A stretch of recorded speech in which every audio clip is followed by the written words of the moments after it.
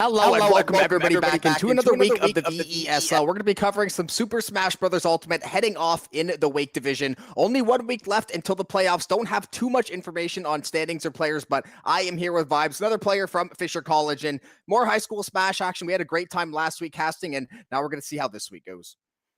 Absolutely. I'm excited for a new week of good matches, ready to see what the players have for us.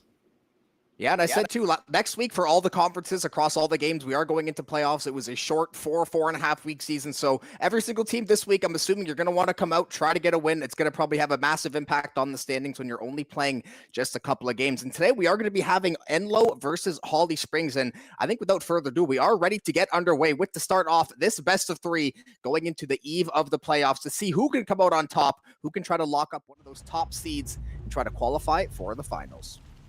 Yes, sir. We're going to see the first match starting. We're going to see Yoshi versus Crom. This is going to be a pretty interesting matchup to see. Crom kind of struggles really hard with Yoshi because of how hard he can get edge guarded. So we'll see if the Yoshi player can take advantage of that. Doing a pretty good job of holding center stage right now. Just playing some tight neutral. Yeah, we saw some matches last week that they were relatively even for stretches, but eventually we kind of saw that 1 or 2 teams were able to kind of gain the edge, win some of these matchups earlier on, and kind of set themselves up for a little bit easier of a time going through. But right now, you're going to see the Yoshi getting a little bit of maybe a little bit aggressive at a Havoc there, trying to fight for the edge there, but he is going to get knocked back toward the center. So Yoshi at around 120, this should run be 1 or 2 solid swings, should eventually be that killing blow. And yeah, that's going to be first stock over to Holly Springs. Yeah, this Crom's already doing a fantastic job. Went for a tech chase on down tilt and then immediately got a whiff punish, calling out a dash attack. Doing a great job of just spacing right now. Yoshi looking like they're playing a little bit scared. Might not be the most confident in this matchup.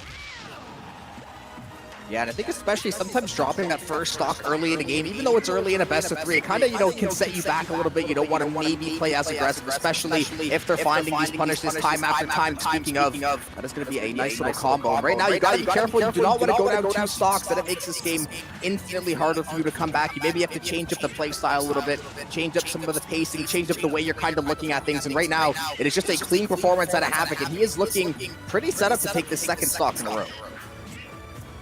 Yeah, we're seeing a lot of call-out F smashes, maybe a bit too many. Yeah, and getting called out by the counter landing from Crom. A lot of hitboxes coming out from Yoshi right now. Not too much patience. An up smash gonna land, not gonna do it yet. No edge guard on the recovery. That is Crom's biggest weakness, and if you're not taking chances on that, it's gonna be really, really hard to make this game any type of even.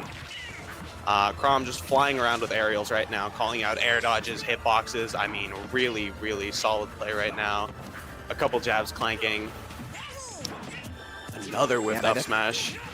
I think for sure, I wish I would have liked to see Axe try to maybe go for that edge guard too, especially when you're so far down. This is the kind of game where you basically have to steal a stock at, 0 to 20%, try to get yourself back in the game, because at this point, if you're just trading 1 for 1 and trading blows back and forth, you are dead set going to lose this game just looking at the health and the stocks. I mean, Havoc has been absolutely clinical so far in this first game, and he's looking to possibly land the kill shot.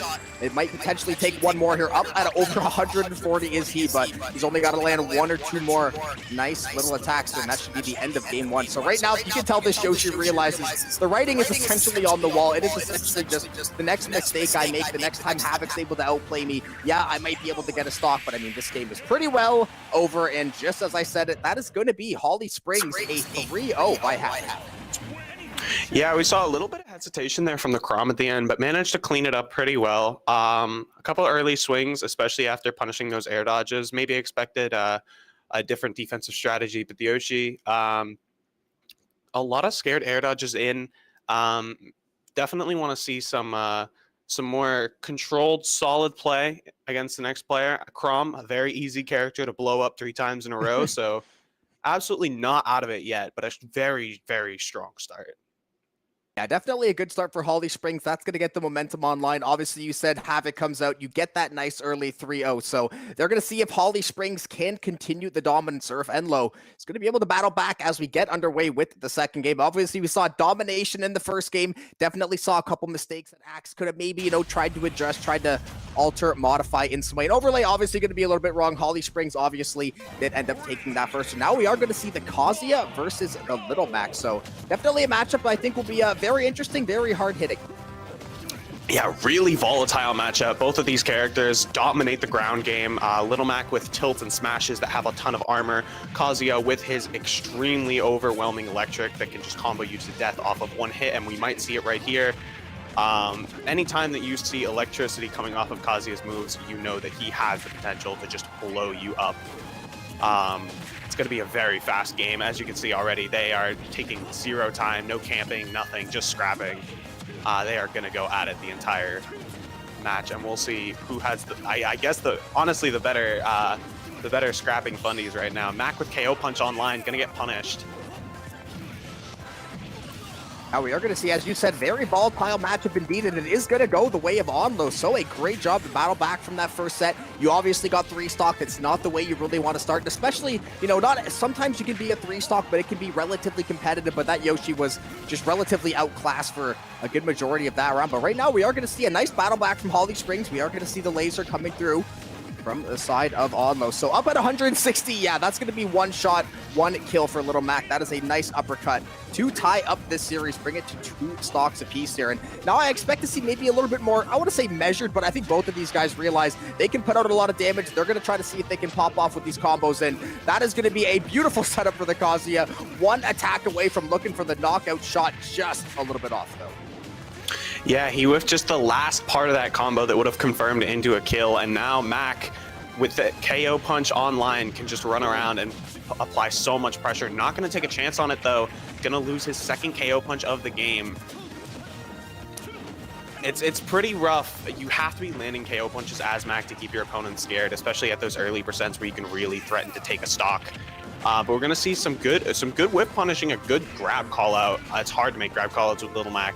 And almost going to take the stock on the downbeat. Not going to do it yet. Great DI coming out from Little Mac. A couple more whiffed forward smashes and some tight neutral between these two. It could go either way right now.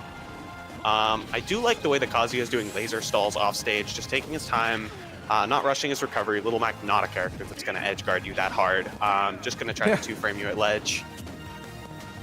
Yeah, that's good for the Kazuya. Just get a little bit of chip damage. Like you said, you can at least keep him if he wants to try to edge guard, or if he wants to maybe try to finally go for that knockout punch. It's going to give you a little bit of a buffer to, give you that window to get back to safety. But I would like to see the knockout punch as well, but it will not even require it for that one. Both of these characters are sitting at 150 plus. So yeah, that's pretty much exactly what I expected. We're going to be down to 1 stock apiece. Holly Springs looking to go up 2-0 in the lead. Obviously, Overlay was going to be wrong. Holly Springs up 1-0. And right now, this Kazuya taking a bit of a beating on the back foot for a few seconds, is going to just miss out on the laser. Little Mac could potentially try to get to this knockout punch, and that could ultimately be the trump card here. It was an insane play by the Kazuya, not leading into anything right now. Little Mac kind of holds all the cards right now because he's got KO punch. He can just run up and do it. Yeah, when you've got Alex Pereira power in that left hand like that, that is going to be a rather quick way to finish off, and a much more even set out of both schools. Definitely what we want to see. The first stock obviously wasn't nearly as balanced as I believe Enloe would have liked, but definitely a much closer second set there. It literally came down to, he finally got the knockout punch, found the window for it, and used it after, maybe having some good chances earlier on. It was actually pretty solid conditioning throughout that entire game by the Little Mac, not ripping KO punch at the at the first 2 stocks and then just dashing around, leaving it up for the last stock where you just run in and do it, and they never expect it. Yeah, truly. Listen, if they're not expecting it, how could the other player ever expect that to be coming in 1,000 years? So I think we are going to be ready to get into the next game, though. We're going to see if Holly Springs can continue to try to rack up these wins, if Enloe will try to keep battling back. Obviously, that last stock, that was a very, very even game. Now we're going to see Little Mac taking on Donkey Kong. So definitely another interesting matchup. I am going to be very curious how this one plays out. All right, Mac DK. This is another volatile matchup, but for completely different reasons. DK struggles just kind of fighting any character with strong tilts that can contest him. Mac against a character that can edge guard him now, DK, all it's going to take is one grab, cargo throw, and just send him straight off stage, and one weak back air is going to do it. But this Little Mac doing a fantastic job of mixing up his options. There's the cargo throw, there's the forward air. Yep. There it is. Yeah. And that's a right on schedule. Yeah. Nostradamus with the prediction. Yeah, that is the, I guess, how the matchup could play out potentially. So that is a great start out for Enloe. You're going to grab that first stock nice and early. You didn't really take too much damage. You're going to immediately try to work the other side of the stage. Great job guarding the center right now. And as you said, too, if this DK can get Little Mac to the edge, it is going to be an absolute nightmare scenario trying to fight your way back. As you can see, it's just absolute bully mode on the edge right now. And then, yeah, just little left-hand smack, that will take you out of it. And now this Little Mac, you got that 74%. You pretty much got the lead to start off the first stock, and now you're in a world of hurt, but you are going to get that stock back. DK trying to recover there, but this DK is moving right now. Oh my god, the pivot grab, another jump call out. Little Mac gonna adapt this time, change up his recovery, and start going low with the up B. But we are seeing some solid combos, some solid mix-ups. I really like the way this DK is mixing up his options right now.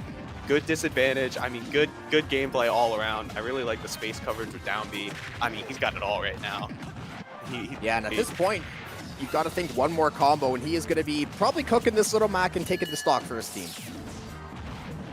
Yeah, and there goes KO punch. I mean, it's going to be really tough to come back after that. You're at 100%. The edge guard win con is online. The up air win con is online. DK's got all of the cards right now. Yeah, that's going to be it. Just cargo. Yeah, might as well. Just carry him away. It's the same as like the Bowser slam, right? It's like if I'm up a stock, I'll just take both of us off the map. It doesn't really matter. The stocks aren't going to count toward anything. There's no stock differential going into the standings. So sometimes all you got to do, we're both going for a nice little trip. And honestly, besides losing the one stock, that was honestly a pretty dominant performance. Yeah, I mean, the DK landed just about everything you could want.